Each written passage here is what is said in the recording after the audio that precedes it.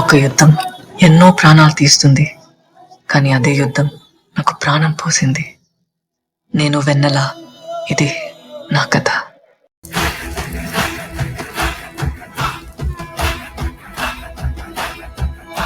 ప్రియమైన అరణ్య, నీకు నేను అభిమాని అయిపోయాను.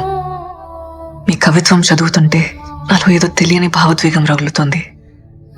ఈ భావోద్వేగానికి ఏ పేరు పెట్టాలో కూడా తెలియడం లేదు. ఇప్పటికిప్పుడే మిమ్మల్ని చూడాలనిపిస్తోంది.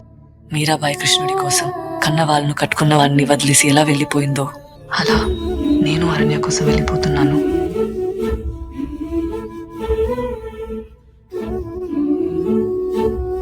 ఏంటిది? ప్రేమకింత శక్తి ఉందా? దేనికి పనికొస్తే ప్రేమ? ప్రేమ అనేది నా దృష్టిలో బలహీనుల సామాజిక రుగ్మత. It's a chronic disease and you are suffering from that disease. నీ తుపాకీ గొట్టంలో శాంతి లేదురా.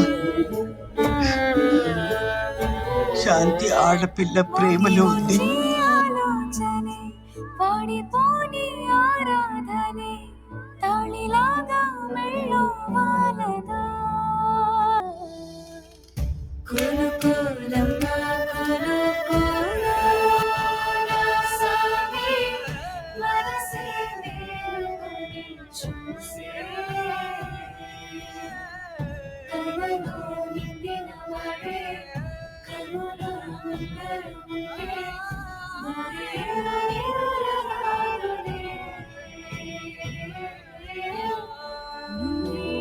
ఆకలి, దుఃఖం, ధూప, కన్నీళ్ళు ఇవన్నీ లోపల నుండి ఎట్లా తనుకుంటూ వస్తాయో, అట్లని ప్రేమ కూడా వచ్చింది.